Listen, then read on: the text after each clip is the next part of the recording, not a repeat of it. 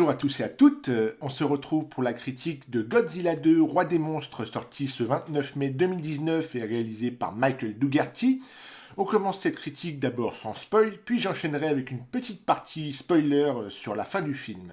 Godzilla fait son grand retour 5 ans après le frustrant et décevant premier volet réalisé par Gareth Edwards qui marquait les débuts du Monsterverse, suivi de la sortie en 2017 de Kong Skull Island, que j'ai trouvé pour ma part distrayant, mais pas ouf non plus.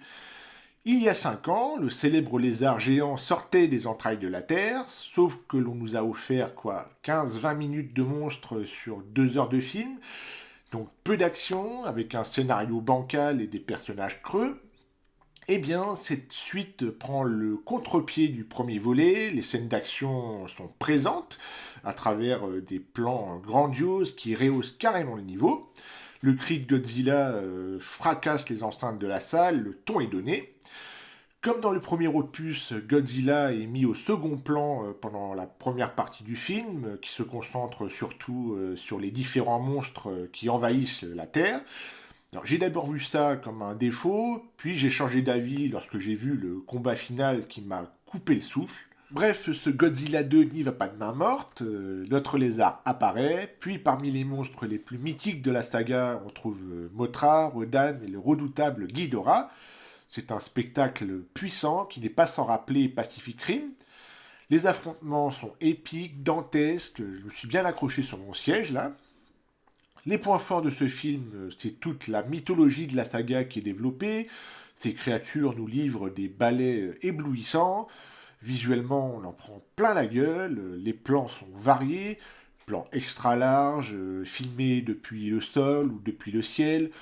Les effets spéciaux, les couleurs entre le bleu, l'orangé, le jaune et la photographie, tout est excellent. Le travail effectué là est colossal. Le design des monstres est une réussite, cette impression de gigantisme et de puissance qu'elle dégage, c'est à la fois beau et terrifiant, et les effets engendrés par leur passage se ressentent, et les quelques humains qui essayent de participer à la bataille sont balayés d'un coup d'aile, d'éclairs ou de souffle atomique, rappelant aux spectateurs que l'Homo sapiens n'est pas un dieu, qu'il n'a pas son rôle à jouer dans un duel de titans. Let them fight, disait Serizawa. Et la bande-son qui accompagne l'ensemble sert bien le visuel. Il faut admettre aussi qu'il y a du symbolisme dans ce film et qu'il est très efficace, que ce soit avec Godzilla qui représente l'espoir, le bien, et le dragon qui représente le diable, parce que oui, la dimension religieuse est très visible. Faisons maintenant un rapide portrait de chaque créature, en commençant par Godzilla. Godzilla est impressionnant, chacune de ses apparitions fait frémir. Ici, il est traité comme un animal, prédateur alpha, mais aussi comme un protecteur. L'humanité repose tant sur les capacités de Godzilla que sur l'équipe menée par Kyle Chandler. Ensuite, il y a Mothra, qui est la plupart du temps représentée comme un personnage féminin, souvent considérée comme la reine des kaijus pour sa bienveillance.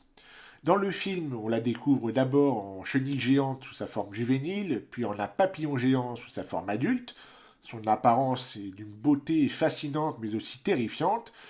Elle est parfois l'alliée de Godzilla, mais plus souvent présentée comme son ennemi. Puis il y a Rodan, qui est lui aussi impressionnant. Il s'agit d'un ptérosaure géant, volant à la vitesse d'un avion hypersonique. L'onde de choc lors de son passage dans une ville est incroyable, c'est un cataclysme. Et enfin, il y a Ghidorah, un kaiju à l'apparence de dragon à 3 têtes. Il possède aussi des ailes immenses et 2 queues.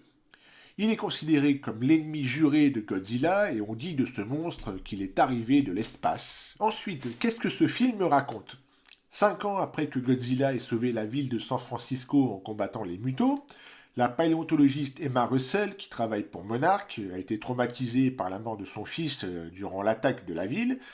Depuis, elle s'est engagée pour aider Monarch à combattre ces monstres. Elle a mis au point l'Orca, une machine imaginée par son ex-mari qui permet de capter les signaux émis par ces monstres afin de les repérer. Cette invention attire les convoitises, la machine est volée par un groupe d'hommes mené par Alan Jonah.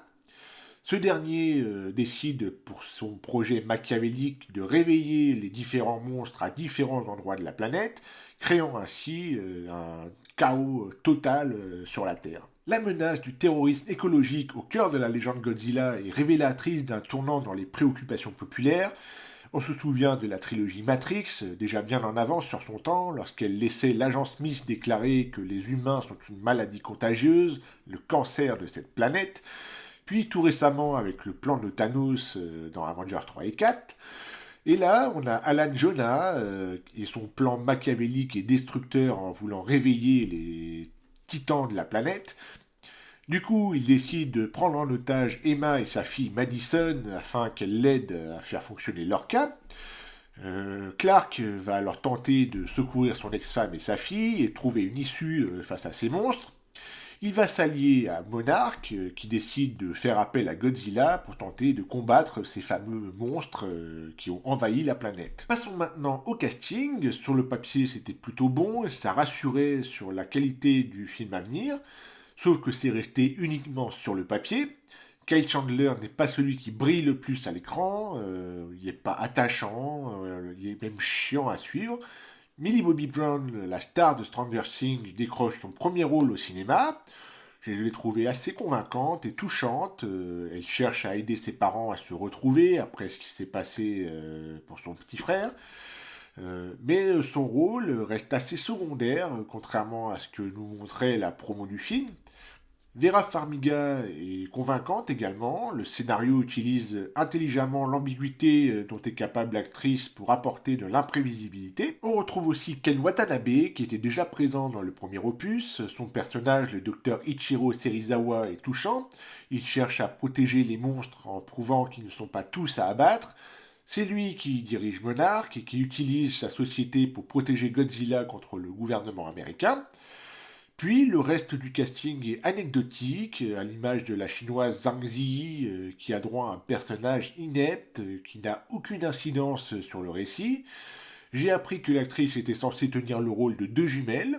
L'une d'elles a été coupée au montage, mais pas entièrement, puisqu'on l'aperçoit dans certaines séquences, et ça sans la moindre explication. Ensuite, les points négatifs du film, d'abord cette campagne marketing. En effet, les trailers nous ont montré les plus beaux tableaux du film, et j'ai trouvé dommage que ces monstres soient presque tous montrés, ce qui nous prive un peu de surprise. La présentation de chaque créature est expédiée très rapidement, grosse erreur ici alors que tout le film repose sur eux. Il y a également un gros problème d'écriture sur les personnages qui sont plats et qui disparaissent en cours de route. Les dialogues sont risibles, sans âme, et ça force sur les blagues et les jeux de mots pourris. Je ne compte pas le nombre d'incohérences, de facilités, de téléportation pour faire avancer l'histoire. La dramaturgie, aucun personnage ne prend de décision raisonnable. Ils disent une chose, puis son contraire dans la scène suivante. Le rythme du scénario est bien trop rapide, enchaînant les batailles épiques et l'histoire avec les humains, ce qui fait qu'on se retrouve un peu perdu à certains moments. Donc si vous allez voir le film, c'est un spectacle popcorn au niveau de l'action, mais ne comptez pas sur le scénario qui n'y a pas grand chose à dire, quoi. Passons maintenant à la partie spoiler où je vais vous expliquer la fin du film ainsi que la scène post-générique. Oui, il y en a une, tout comme Kong Skull Island en avait une qui teasait Godzilla 2. Donc attention, à partir de maintenant, vous êtes prévenus. Alors, il faut savoir que Godzilla affronte que Ghidorah dans le film et pas les autres titans. Donc il a beaucoup de mal en plus à le vaincre, du coup il n'est pas bien, il doit se reposer au centre de la Terre. Notre docteur Serizawa débarque en sous-marin au centre de la Terre, donc tout de suite terre creuse. D'ailleurs on découvre une cité perdue, donc tout de suite on devine l'Atlantide. Voilà le côté ésotérique du film. Donc notre docteur arrive, sort de son sous-marin avec une combinaison un peu spéciale, s'avance vers Godzilla en train de dormir. On le voit avec une mallette avec à l'intérieur une bombe à destruction d'oxygène. Notre docteur la fait exploser sauf qu'il meurt. Mais cette bombe ne fait que requinquer notre Godzilla qui repart affronter Ghidorah. Donc, retournement de situation, Godzilla se fait encore démolir, là il devient tout rouge, il repart à l'assaut encore une fois, et là il parvient à vaincre Ghidorah en lui arrachant une tête, et il devient du coup l'alpha des titans. On retrouve ces derniers réunis autour de Godzilla et faisant l'allégeance au roi des monstres, Long live the King.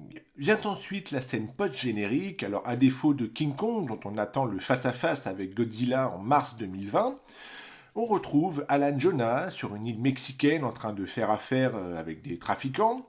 Ces derniers lui cèdent une des têtes arrachées de Ghidorah. Alors, la question qu'on se pose, c'est que va-t-il en faire de cette tête, peut-être pour ressusciter Ghidorah, ou bien créer Destroya, un monstre encore plus énorme, et continuer son plan machiavélique. Donc, Alan Jonah pourrait avoir un rôle central dans Godzilla vs Kong. Donc, on peut supposer que d'abord nos deux titans vont s'affronter avant de faire alliance contre ce nouvel ennemi qui se dressera sur leur route. Réponse en 2020. En conclusion, ce Godzilla 2 est une suite sympathique et divertissante du film Godzilla de 2014. Et lorsqu'on vient voir un film de ce genre, on doit s'attendre à voir des monstres. C'est exactement ce que le film nous propose. C'est titanesque, c'est un spectacle popcorn impressionnant, doté de plans magnifiques. De ce côté-là, Godzilla 2 est bien meilleur que le précédent. Par contre, niveau scénario, histoire, ne vous attendez pas à quelque chose d'original ou de profond, au risque d'être déçu. Donc pour ma part, je suis assez mitigé. J'ai quand même passé un bon moment devant ce film, donc grâce au fight des monstres. Maintenant, je suis intrigué de voir ce que va donner Godzilla vs Kong l'année prochaine. Ça peut être du costaud. Et c'est ainsi que se termine cette vidéo, j'espère qu'elle vous aura plu, si c'est le cas laissez un pouce en l'air, ça fait toujours plaisir. Dites-moi dans les commentaires ce que vous avez pensé de ce Godzilla 2 Roi des monstres, puis abonnez-vous à la chaîne si ce n'est pas déjà fait pour ne rien manquer des prochains contenus. Vous pouvez également me suivre sur les réseaux sociaux, les liens sont dans la description. Je vous dis bye bye et à la prochaine. Salut!